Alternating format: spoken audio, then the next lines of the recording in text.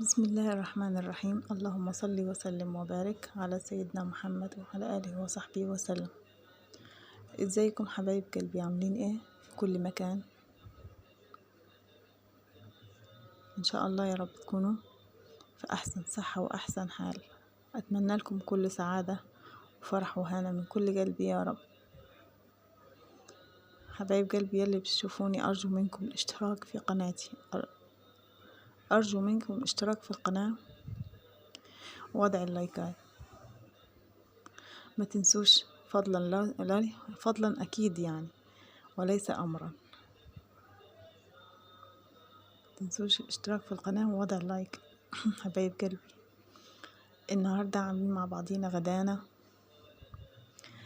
حواوشي الفراخ. عملنا قبل عن كده مع بعض حواوشي اللحمة، النهاردة عاملين حواوشي الفراخ بمكونات كلها يعني ان شاء الله بإذن الله تكون كلها في بيتنا وسهلة ونظيفة يعني ومضمونة،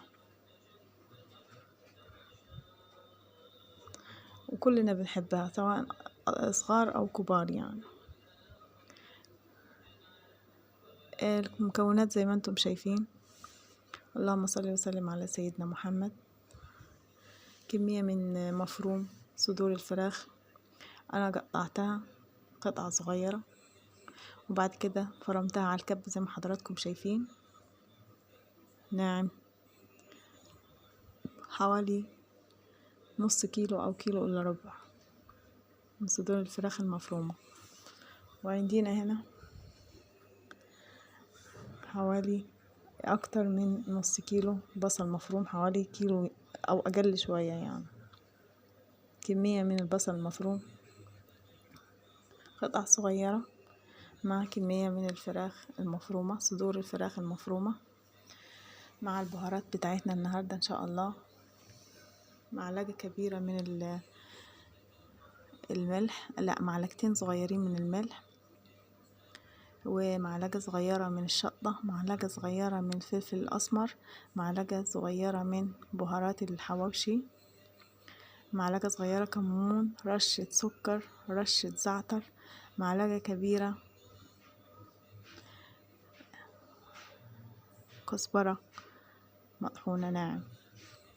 وعندنا عيش مقطع نصين وعيش مفتوح صحيح.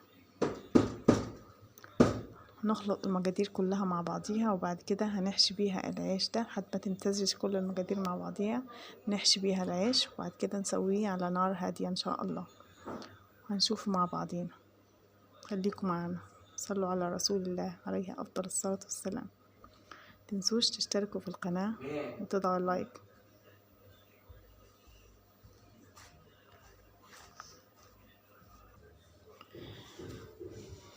وعملنا برضو علشان نضيف الكاتشب الحلو اللي احنا كلنا بنحبه، كاتشب سهل وسريع ولذيذ. انا عملته في البيت، اتمنى منكم كلكم تعملوه، ما تشتريهوش، بطريقة سهلة وحلوة خالص وسريعة وبسيطة يعني. والشكل ده زي ما حضراتكم شايفين ان هو ايه قوامه، القوام بتاعه او السمك بتاعه، ريحته منتهى الروعة، طعمه في منتهى الجمال.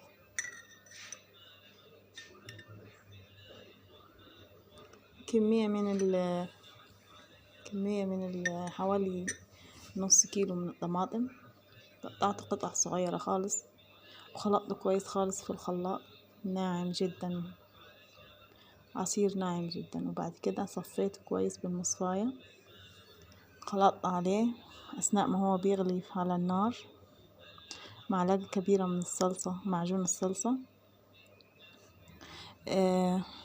نص معلقة صغيرة من فلفل أسمر أو رشة فلفل أسمر، معلقة صغيرة من البصل البودر، معلقة صغيرة من الثوم البودر، معلقة كبيرة أو معلقتين حسب الرغبة من السكر، معلقة كبيرة من الخل. ضفت المكونات دي مع بعضيها، رشة صغيرة من الملح. كل المكونات على بعضيها لحد ما غلوا